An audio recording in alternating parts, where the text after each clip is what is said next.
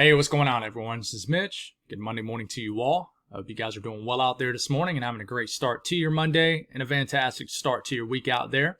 Here to bring you the latest on what's going to happen weather-wise for your Monday. Of course, we know today is going to be incredibly active. We have the chance to upgrade the outlook from a moderate risk to a high risk later on today, maybe in the next update from the Storm Prediction Center here in about an hour and a half, 2 hours.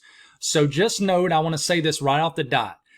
When I discuss the Storm Prediction Center outlook right now, right at this moment, we just have a moderate risk.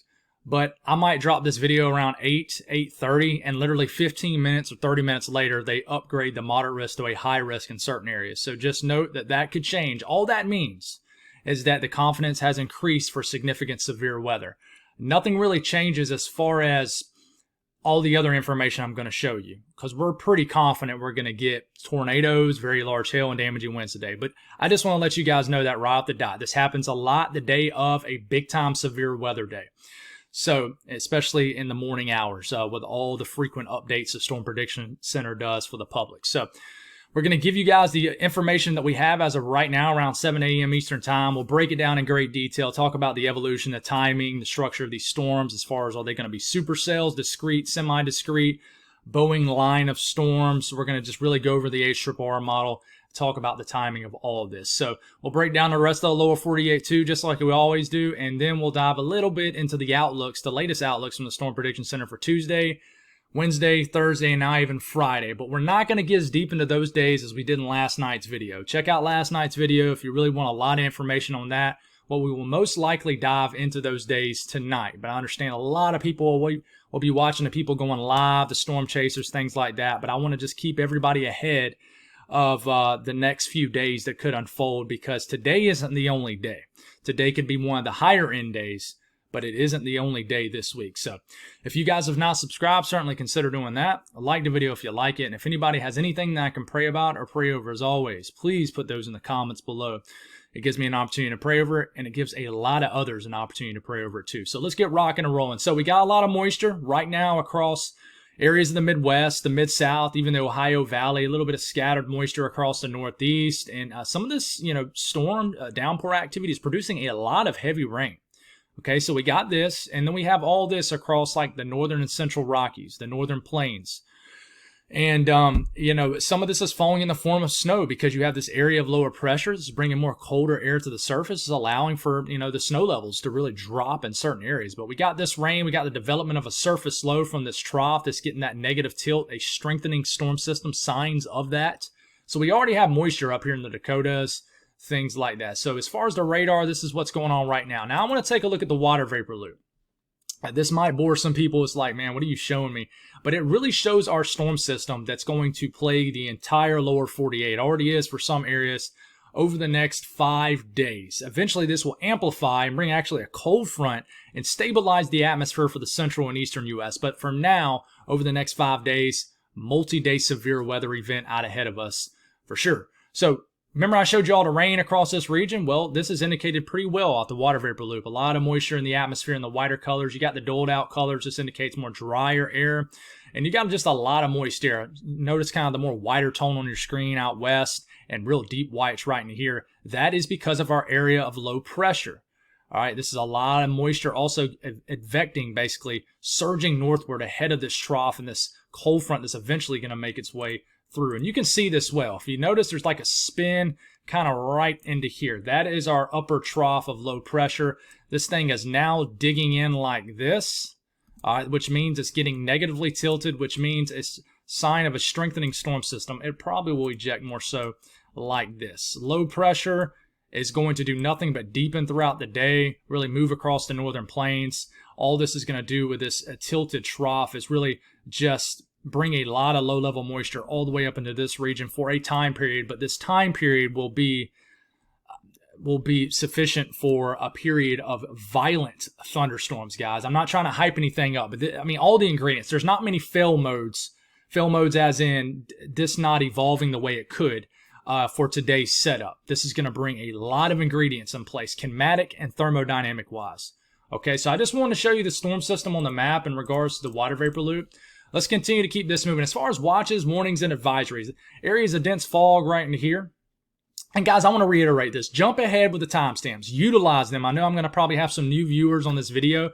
There's going to be multiple timestamps throughout the video for you guys to just jump ahead. I know some of the stuff you're not interested in. I get it. I totally do. So jump ahead, utilize those timestamps. There to help you folks. Wind advisories in the tan colors. Red flag warnings down here. There will be a legit fire danger down here. So be aware here in the entire state of New Mexico, several counties in Oklahoma and Texas, and eastern Kansas and areas of Colorado. And this mustard color, that's high wind warnings. More brown colors, high wind watches. A lot of winds just regardless across the entire Rockies. We got scattered winter weather advisories in the purple, winter storm warnings in the pink. And so excessive rainfall outlook. We do have pockets of areas, I would say, that, run the risk of flash flooding. I would say, up here in eastern Montana, you guys could get a couple inches of rain over the next, 48 hours in certain areas. And then we got to watch this area right in here. Right here, we're kind of the Midwest connects to the plains. Slight risk. That means there's at least a 15% chance of rainfall exceeding flash flood guidance within 25 miles of any given point. We do have an isolated risk of some flash flooding with numerous showers and storms that will develop across and on the east and west side of the Appalachian Mountains. So let's jump right into this. Storm Prediction Center outlook. Guys, I will say it again. This is as of right now, around just after 7 a.m. Eastern time. Of course, you guys are in Central time. They will drop another update around, I guess it would be 7:45, 8 a.m. Central time. So there's a chance, like I said, I will drop this video and then they'll upgrade a very small section probably of this moderate risk. They might expand the moderate risk and make the high risk the same size of this. They might not upgrade it, but there's a good chance, I'd say a good 50-50 shot, in my opinion, that they will put a pink area right into here for a high risk, which we do not see often. We saw it last year. But before last year, we went a couple years without seeing it, I do believe.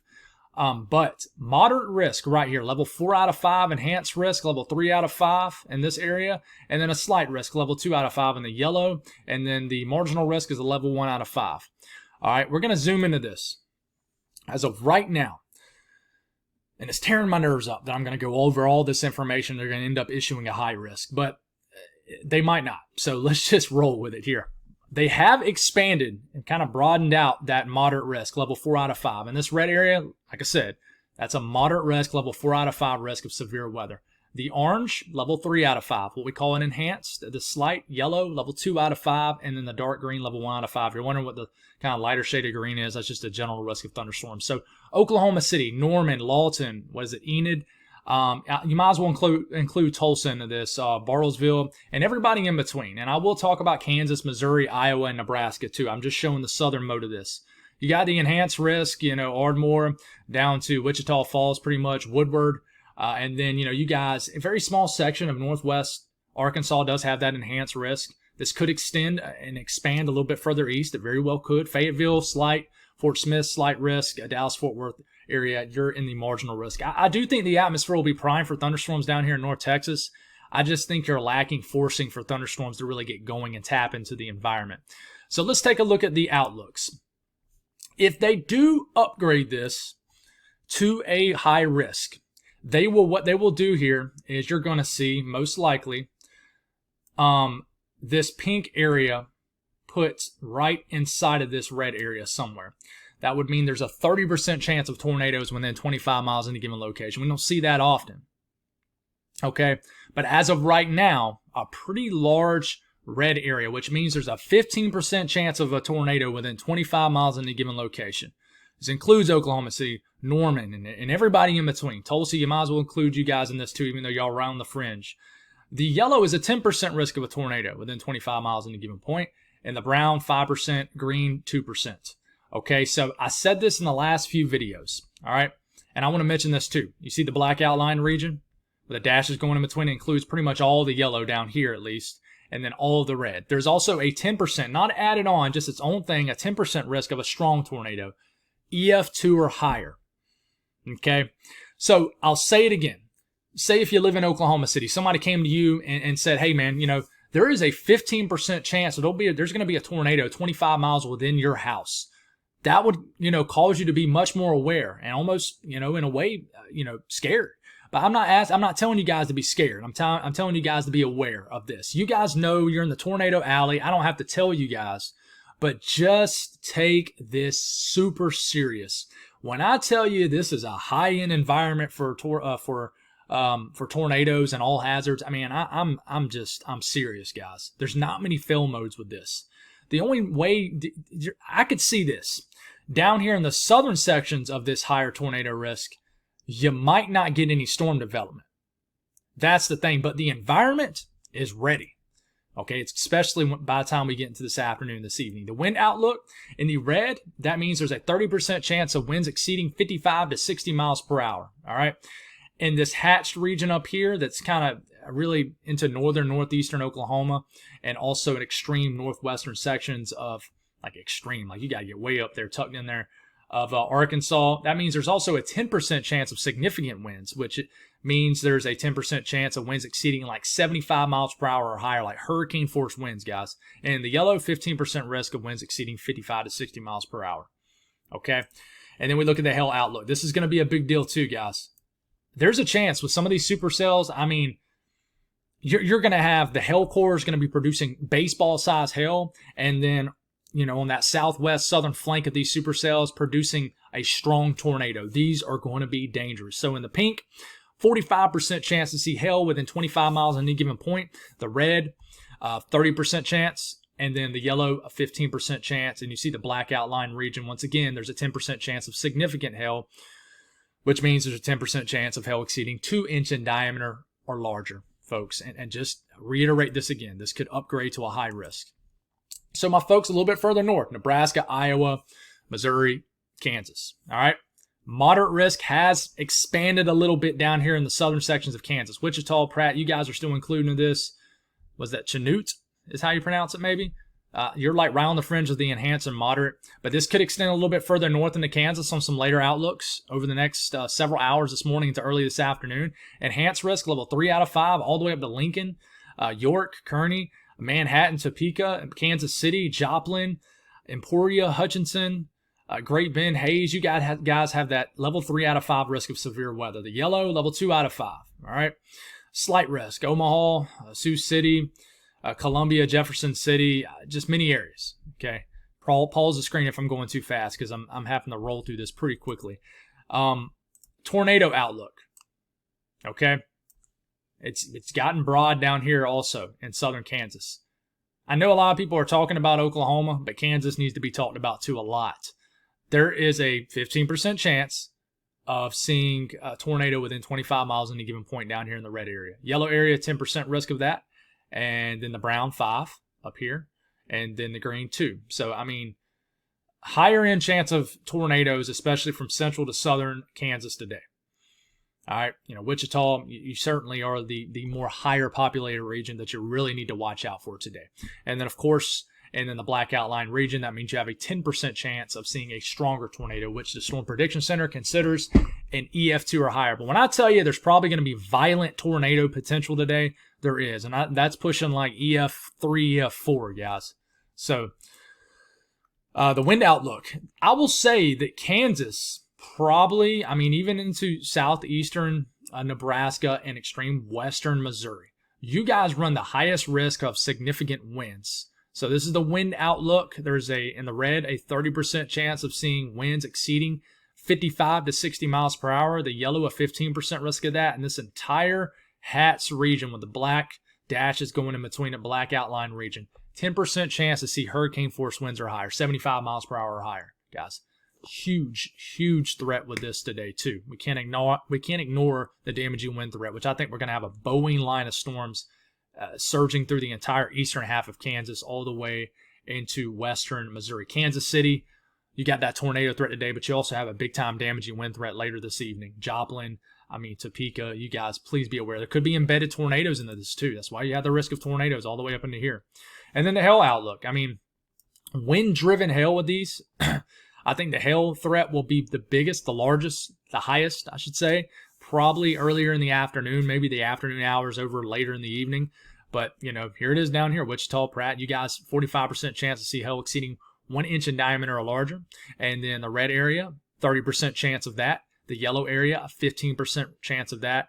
and then the black outline region, there is a 10% chance, including all the red, all the pink area, of seeing hail exceeding 2 inches in diameter or larger. And I will say this again for the tornado outlook. I'll say it again. I know I've said it like 3 videos in a row. Say if you live in Wichita, and this is the tornado outlook again, and someone came to your house and said, hey man, there's a 15% chance there's going to be a tornado within 25 miles of your house. That would cause you to be much more aware, right? Well, that's the deal today. That's the deal. The atmosphere is prime. It's ready to explode, especially in southern Kansas and Oklahoma. Okay, so take this super serious. And do not ignore the brown area either. Just because you have that lower 5% risk area, don't ignore it. So we dove really deep into the ingredients over the last several days. We're going to talk a little bit about them, like especially kinematics, but not as much. We're just going to dive right into the HRRR model, talk about the evolution timing of these storms. So we'll start off. Remember, if you can see this on your screen, I hope you can. And remember, these videos do come out in 1080, so make sure you adjust it from 720 to 1080 because a lot of times your phones especially want to just automatically upload it to 720. These do adjust to 1080, so you can see it a little bit clearer. But this is lunchtime. I know it says 1 p.m. This is an Eastern time. I can't switch it to Central. So just note if I forget to mention times, because I will, because I talk 150 miles an hour sometimes when there's a lot of information to cover to make these videos not be an hour long. So just remember that. So this is 1 p.m. This is 2 p.m. We're just going to talk about North Texas and Oklahoma and really Arkansas in this. And then we'll cover areas in Kansas. Even though you can see Kansas and Missouri in this, we'll cover you guys here in a second. So, we get into 3 p.m. Not a whole lot going on. Some scattered convection, showers, maybe downpours from Dallas-Fort Worth all the way through eastern Oklahoma. And then we start to get to 4 p.m., then 5 p.m., and this is when we start to get concerned. This is around 5 p.m., some storms starting to form here in western Oklahoma. There's this Boeing line of storms up here in Kansas, but it's starting to affect the northern counties of Oklahoma. And then we'll stop it here. This is around 7 p.m. I think the more you get up into Kansas, the more you're going to have a line of storms. Better forcing, so much forcing that it basically forces these storms to go linear. More of a line, as kind of a structure of a line of storms. Down here, a little bit less forcing, a little bit more of a cap. This allows these storms to definitely form because there's enough forcing for storms to form, but also it allows them to be a little bit more discrete. So when I tell you, if these storms get discrete like this particular run of the HRRR model shows, all bets are off. Strong tornadoes on the table, and I'm not talking about an EF1, EF2. I'm sure you'll have many of those today. I'm talking about EF3, EF4, and then the infamous EF5 that we haven't seen in several years. Okay, that is the potential with today. Oklahoma City right in here, Tulsa right in here, some higher populated regions. You watch out for these storms. 7 p.m., discrete supercells, most likely producing tornadoes very quickly. And I will tell you, these storms, there's a chance these storms could be deeper down here in southern Oklahoma. But there's also a chance that some people will get to all the way to tomorrow morning and say, well, they blew the forecast. We didn't get a drop of rain here in Oklahoma. That's going to be the case for some people. It is, especially on the southern edge of these. But all these storms down here are tapping into just an environment, a violent environment that supports violent thunderstorms, producing all hazards, including very strong tornadoes. And you see these like discrete supercells around 8 p.m. just north of Oklahoma City. And these continue. They start to kind of combine into this lineup here. But you see this kind of hook right here, these kidney bean looks. That tells us that this is, that southwest hook right here. It tells us that these are supercells. 9 p.m. sun starting to set, and you still have these supercells that are just discrete enough that they're probably producing tornadoes. And look at this far southwest one right here. This is tapping into everything. Okay, but these are too.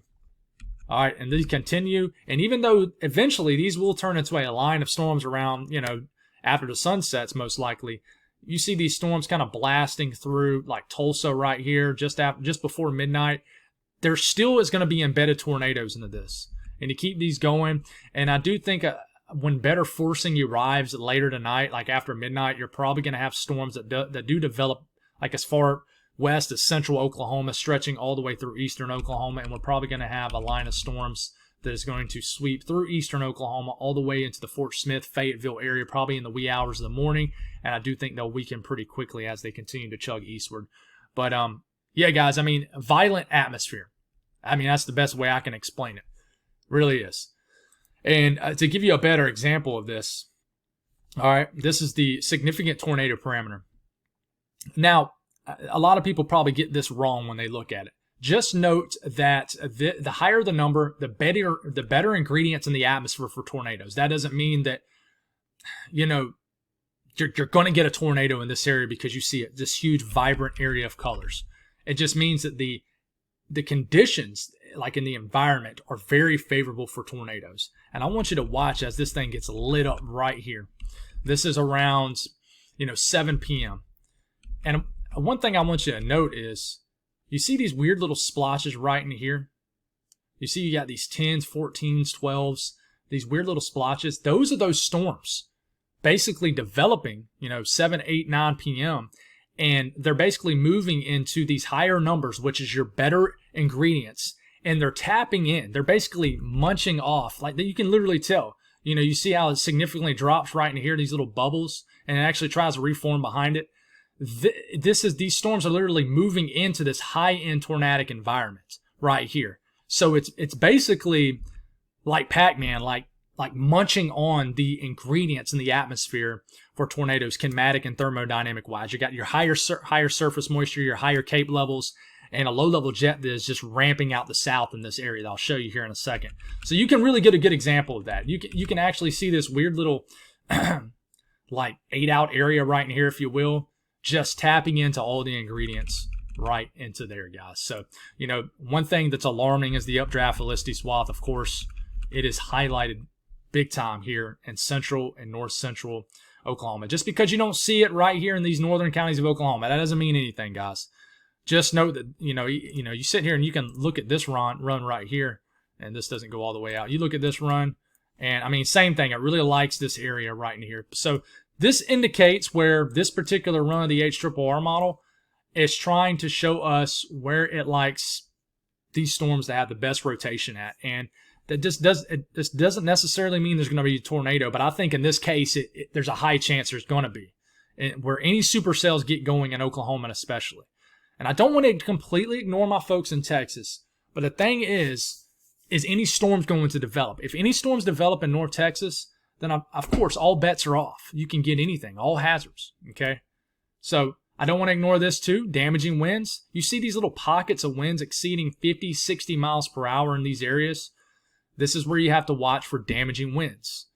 Winds, approaching 50, 60, 70, 80 miles per hour in some of these storms, especially as it turns into kind of a bowing structure here in northeastern sections of Oklahoma, where you do have the higher end threats for damaging winds. But you see these 40, 50 mile per hour wind gusts embedded with some of these storms. So, of course, the big question is, and it's not a big question because it's going to happen, there's a surface low up here, way up here in the northern plains. This is your low-level jet. Winds about a mile above our heads, 4,000 to 6,000 feet above the surface here in the plains, okay? You see these wind bars pointing just about directly out the south. This is your southerly low-level jet. This is obvious. This is normally a big question mark when it comes to tornadoes and severe weather events. But one thing that's worrisome is as we move into the afternoon hours, into the evening hours, this is around like 6, 7, 8 p.m., this low-level jet actually increases down to Oklahoma, especially for eastern Kansas. What this does is it makes even more favorable wind energy for tornadoes and damaging winds. So this is why your damaging wind threat is going to be so high in this region, because winds are going to be, moving at about consistently like at about 50 to 60 miles per hour, about a mile above our heads in this area. And of course, this will mix with the surface, mix with these storms. This is just going to do nothing but increase directional shear, speed shear, increase your tornado threat. And when you have this kind of low-level jet right over such a highly amped up atmosphere as far as cape levels, storm fuel, and then your better lower moisture, you got to bet. There's going to be tornadoes down here. And this increases even more so as we start to get into the evening hours. And this is why I do think you're going to have that damaging wind threat later into this evening, all the way into southwest Missouri, southeast Kansas, northwest Arkansas, and then eastern sections of Oklahoma into the overnight hours, because this low-level jet does nothing but increase. So we're done with Oklahoma. Let's talk about Kansas. So Kansas, it looks to me like it's going to be just one sweeping line of storms. So storms could form just after lunchtime. Up here in Nebraska and certainly in areas. Let me make sure I have a panel up for Nebraska, because I might have left you guys out. So up here in Kansas, a line of storms begins to develop, and then bang, this is around 4 p.m. You have a very nasty line of storms making its way right through the heart of Kansas. Okay, damaging winds, very large hail, and embedded tornadoes in this, especially the further south you get.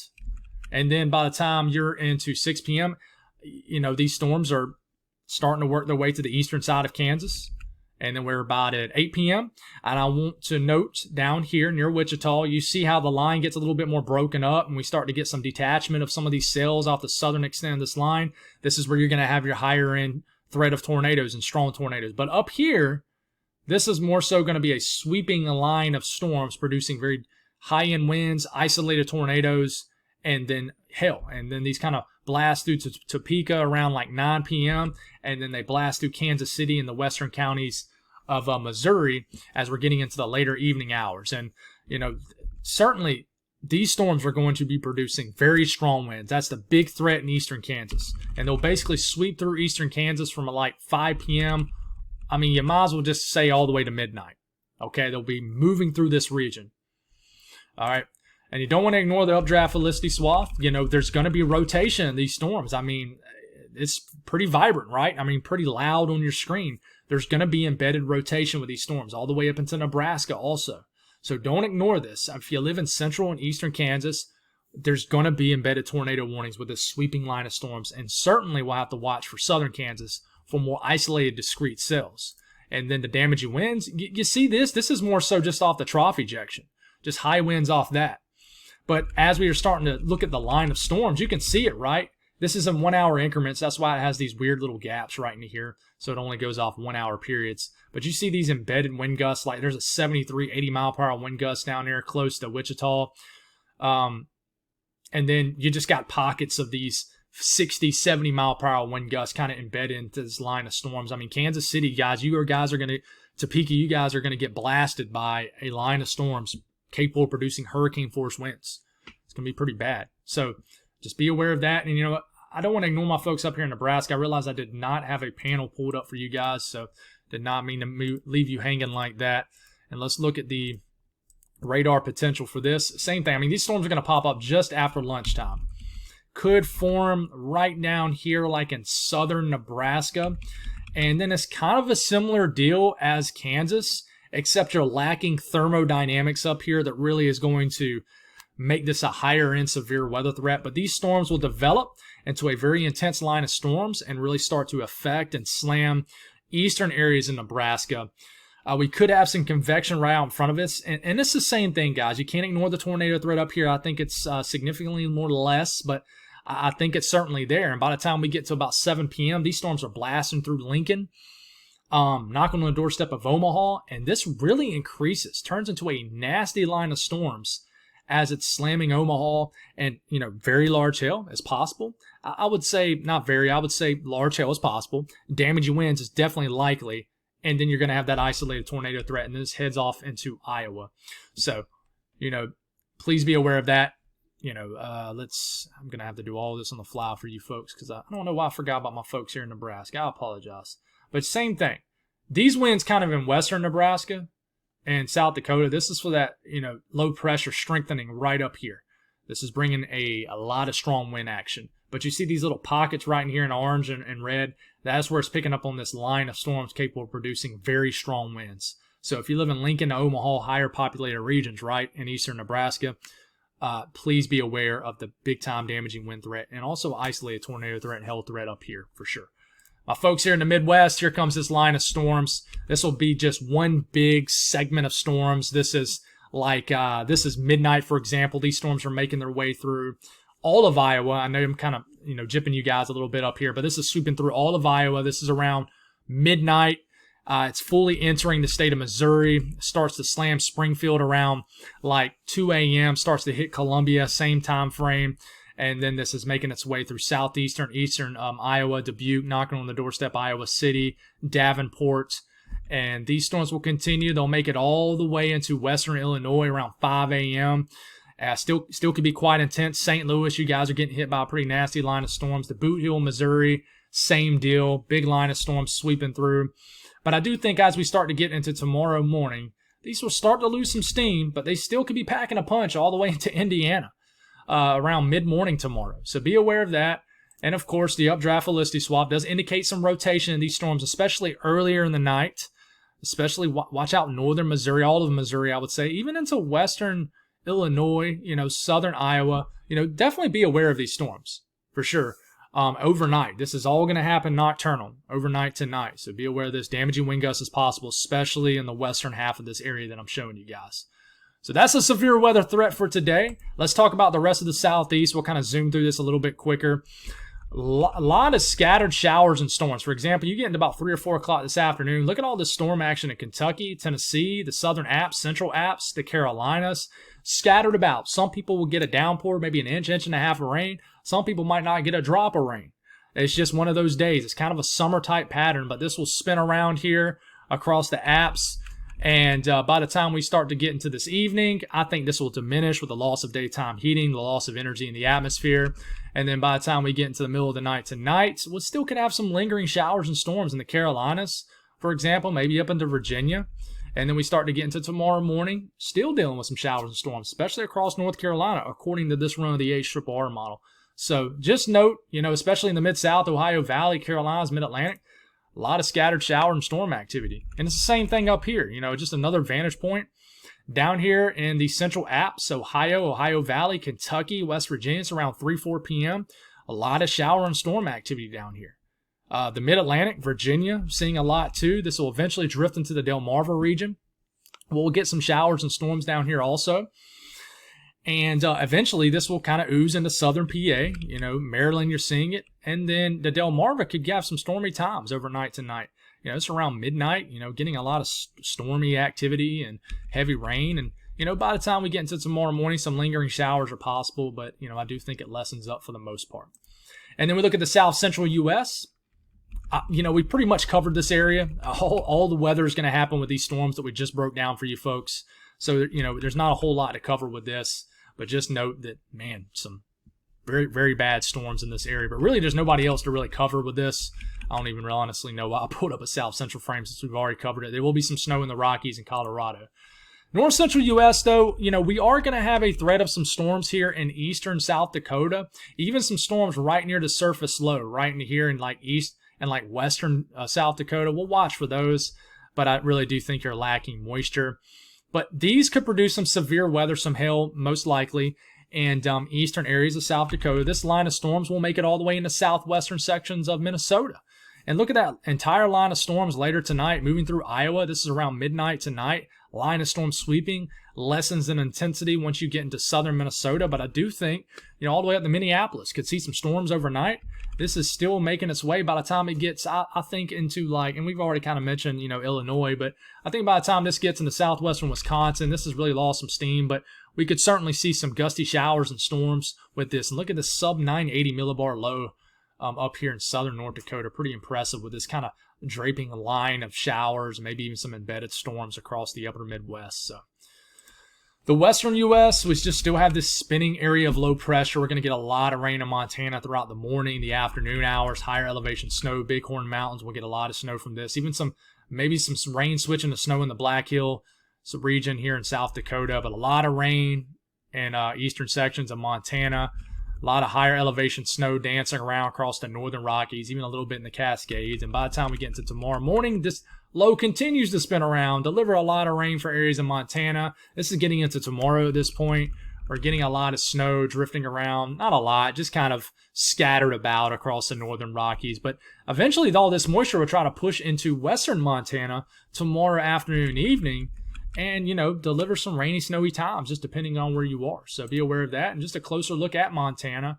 1, 2, maybe as much as 2.5 inches of rain, precipitation in areas of Montana. And, even a lot of rain could potentially fall in northeastern Wyoming, So you look at snowfall, of course, confined to the higher elevations. But the higher elevations could get a lot of snow. We're getting deeper into May now, guys. Pretty crazy. And then the winds. Do not want to ignore this. The winds will be insane today. This will definitely take a back seat to everything else going on. But, folks, I want to reiterate, the winds will be insane across the northern plains.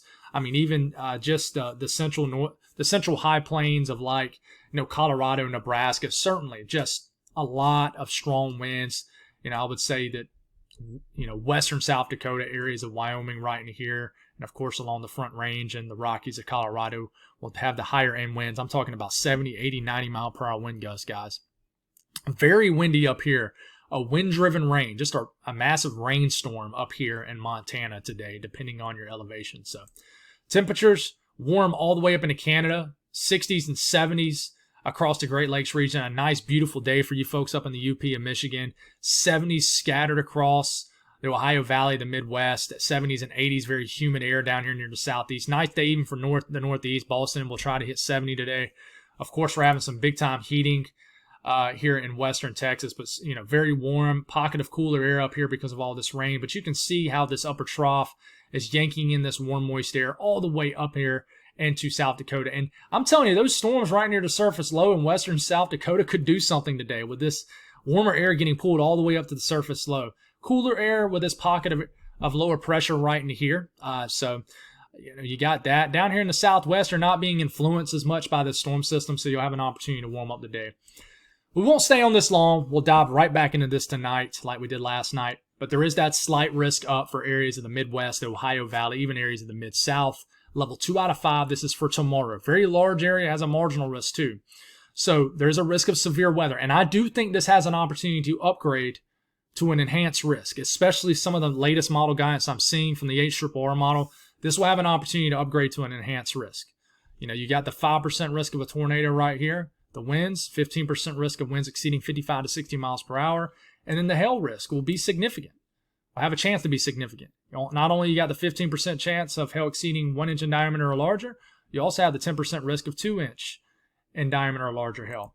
And then Wednesday will have an opportunity to be another massive day, guys. Huge enhanced risk issued from the Texarkana region, northeast Texas, all the way up to Cincinnati, Ohio, including a large portion of Kentucky, portions of western Tennessee, a large portion of Missouri, Illinois, Indiana, the southern sections, and just about all of Arkansas. Slight risk around it. Right now, we just know 30% chance in the red area of severe weather within 25 miles in a given point.